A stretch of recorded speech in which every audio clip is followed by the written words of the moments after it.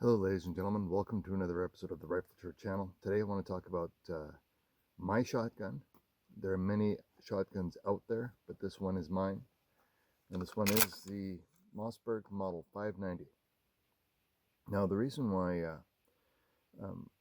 I I've been running this shotgun probably for, the last, not maybe 15 years. The 590, it may have been out for a long time before I acquired it, but I don't recall seeing them, really honestly, until I saw this one. What attracted me to this shotgun is its configuration. Now, if Remington had brought an 870 out 15 years ago that looked like this, well, I probably would have bought it. But it wasn't Remington, it was Mossberg. Now you see lots of shotguns come out that are kind of configured similarly to this, not quite the same, but similarly to this.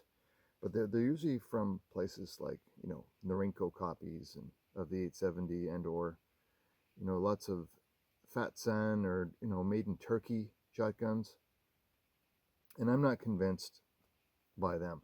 They may be just as reliable as these are, but try getting parts. There's another one out there. It's made in Russia, I think. Maybe it's made in Turkey. It's called the Makarov. There's an original name. It's called the Makarov. It's got a folding stock, and here's what I've learned about shotguns. I've predominantly been running slugs out of this thing.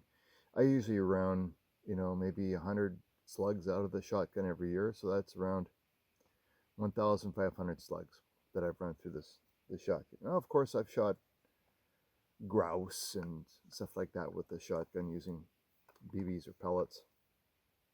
But primarily, what I've been using this for is for wilderness trail defense, mainly for black bears and grizzly bears. So, and up here, I mean, we don't hunt with shotguns. At least I don't. Not for big game. That's kind of a provincial rule. You just don't do that, right? Other parts of Canada you can, where it's actually recommended or it's required using sabot projectiles and all that different kind of stuff. But for me, primarily, it is for wilderness trail defense. Now, when I say I liked when I looked at it and said, geez, that might be the shotgun for me. Primarily because of its configuration, as I said. So what is the configuration here that I like so much? Sorry, I got getting buzzed by mosquitoes here. The stock. So this is not the original 4-stock here. This is a Firearms. It's called a Promo Firearms Israel defense line. And so I acquired this so that I could affix a light for illumination at night. There's a plastic pattern 13 rail along the bottom and two along the side. So if I wanted to affix a sight, I can. And I actually do have a sight, a light for it, not a sight. Which is excellent if you have a situation, especially in a camp scenario where I am now, where you have a kerfuffle going on outside and you're not quite sure what it is, but it's big, it's not going away, and it's causing damage to maybe, like for example, this is sitting on my, the camera is sitting on my side-by-side right now, UTV side-by-side. And so if it's out here chewing this thing up and ripping it to pieces, well, I might have something to say about that. And if it's happening at nighttime, well, on goes the light. So that's typical sentry duty, right? What I also like about that is not stock, by the way. I had to acquire that separately. I also acquired the Firearms butt stock on here, but it just didn't last. It broke off. I mean, when you're working in the bush, this takes a little bit of a pounding. And so 15 years of doing that, it broke off. So I put the original Mossberg stock on there. Problem solved. I mean, this thing is, and it's a hockey puck right there. All it really does is when you rest it on the ground, stops it from sliding out under its own weight.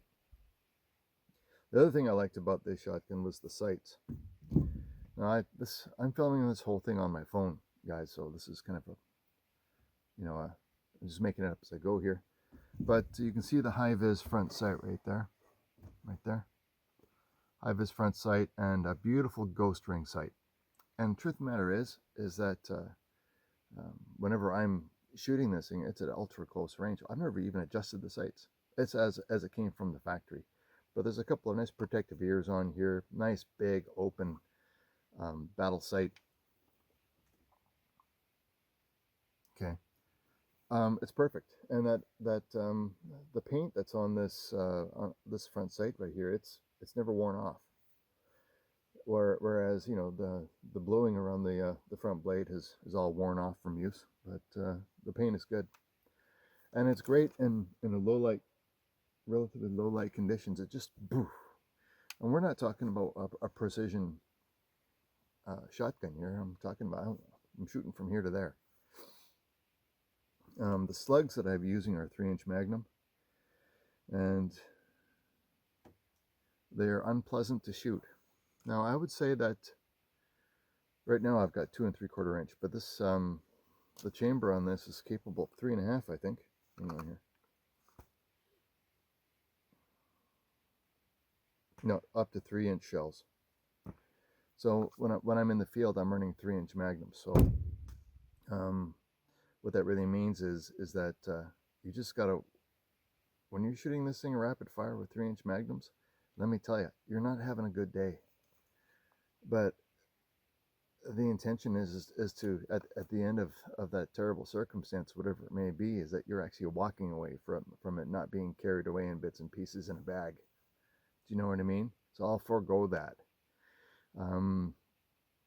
It does have an impact on your degree of marksmanship, shall we say? But here's what I've noticed about this shotgun is just how fast you're able to run through the ammunition. Now I also keep the action well oiled.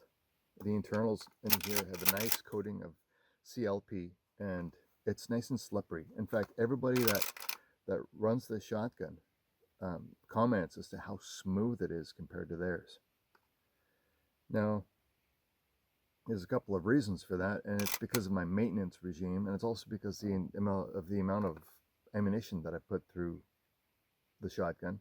So it's worn in, it's broken in, it's nice and smooth.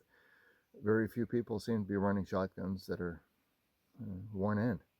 They're brand new, most of them, the ones I've seen, or they've been carried but not shot. This has been shot a lot. It's been seen a lot of ammunition. You notice I have a sling on it. Well, of course I do. I mean, we'll frequently carry it like so, with the stock up and the muzzle down. I'll also carry it this way, but it rides real low, which is actually kind of nice. If it rides high, it's always hitting your hard hat and getting in the way. Also the balance point is right here. Yeah, the balance point is right here. When it's loaded, it'll be a little bit front heavy. It's okay, you got room, you can move forward. Okay, there's 9 rounds. There's a tubular magazine here capable of holding 9 2 3/4 inch shells. Now the people have been telling me that well, you really should be running a Remington 870 because, well, they're stronger.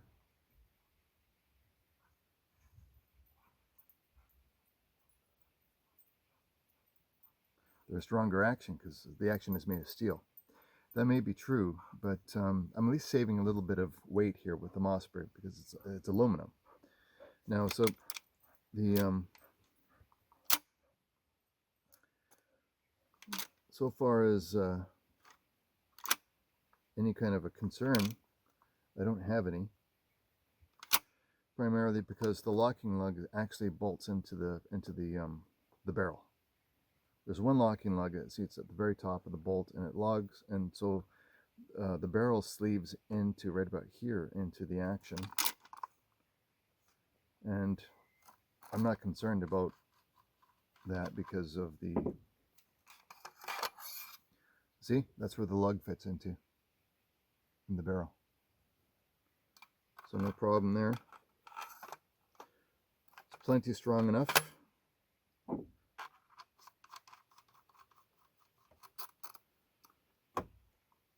So sight stock. Oh yeah, this is kind of cool. Okay, the 590 has a bayonet lug on it, which I haven't really used. It's kind of cool to know it's there, but you can fit any C7 or I should say C7 or M16 style bayonet on there, no problems. And also, what this is basically conventional Mossberg 500 action, and so you do have a tang mounted safety. Well, it's not a tang mounted safety, but it's kind of where a tang would be. Forward is fire, to the rear is safe. So it's safe, forward is fire. Now the bolt release is different on the Mossberg than it is with the 870. So on the Mossberg, the slide release is here. Okay, so we're locked here. In order to release the slide, you got to depress this detent right here, and that will allow you to open up the action. It's my understanding is that Remington has it on this side, but so for here, what I can do is I just reach around. I can reach around with my trigger finger to the other side, and I can open it. Whereas with the Remington, I think it's actually forward of the trigger on this side. Maybe that might be a more ergonomic location for it, but I've had no problems with the location on the Mossberg. You know, so far as the doing a complete teardown, cleaning and stuff like that, it's no more complicated than a Remington 870. I would run either shotgun, no problems whatsoever. I've never had one failure to feed, not even one. I've had the shotgun full of contaminants, and it still ran. You know, I got nothing bad to say about the Mossberg line. I've seen videos, you know, by Nothing Fancy. He made a video some time ago, and I think it was the Magpul stock variant of the Mossberg Model 590. He didn't give it a particularly good review. Like, I don't know how many rounds he's put through the shotgun. I don't particularly like the Magpul stock, you know, with that really angular pistol grip and the squared kind of cheek piece on it. I got no problem with the standard Mossberg stock, and I'm not into the AR-15 grips and stuff like that on shotguns. It's got to have a traditional stock on it if I'm going to carry it. No pistol grips. Pistol grip only stocks is just a disaster waiting to happen for you if you find yourself in a defense situation. You're not going to hit a damn thing. I don't think you are. Basically, the only thing your shotgun is good for is running like this. What are you going to do? Aim? You're going to use the sights with a pistol grip only stock? No. So it's the traditional stock for me. That's it. And off to the races. I will say though is about the Firearms pistol grip here is that these screws have a tendency to back out. So I'm missing one right here. So essentially, if I was going to be using a light, it would only be on the passenger side of the of the shotgun. I'm talking a little bit quiet here because I got the family in the cabin. They're still asleep. It's morning time. The sun's just come up, and having a cup of coffee around the campfire. Thought I'd make you guys a quick video about the kind of the wilderness defense platform that I use when I'm out in the bush. I think it's great. You know, I don't know if the new ones are just as good. I couldn't tell you. This is an older. It's an older Mossberg. It's got a really low serial number. It's all, you know, phosphate steel. You know, lots of it is worn off here, especially around the pump. The anodizing on the receiver, it's holding up well better than the phosphate finish and all the metal components. But it is faded. You know, it's sweat on your hands. It's constantly being used, very much like a C7 or an M16. The pins are losing the finish, but the anodizing generally isn't. You can see it's kind of a nice, kind of a plum color there, whereas the steel is, well, you guys all know what phosphate looks like. Anyway, it's not a shooting video today, folks. Just a quick discussion on my shotgun. Again, all of the other shotguns made in Turkey and China, and like I'm not a believer in any of those. First of all, if you need components, if you need like a broken extractor, how are you going to get parts? How are you going to get all that stuff? It's a pain in the ass. The Model 590 Mossberg, no problem getting parts, no problem at all. I mean, it's basically a Mossberg Model 500, and they've been in, you know, they've been manufacturing them since Jesus was a corporal. So, and same thing with the Remington 870, no problem getting parts whatsoever. Dog, don't eat grass. No. She goes into the cabin and pukes. I don't like it. Anyway, hope you guys are doing great. Cheers, and as always, Maple Leaf Bob.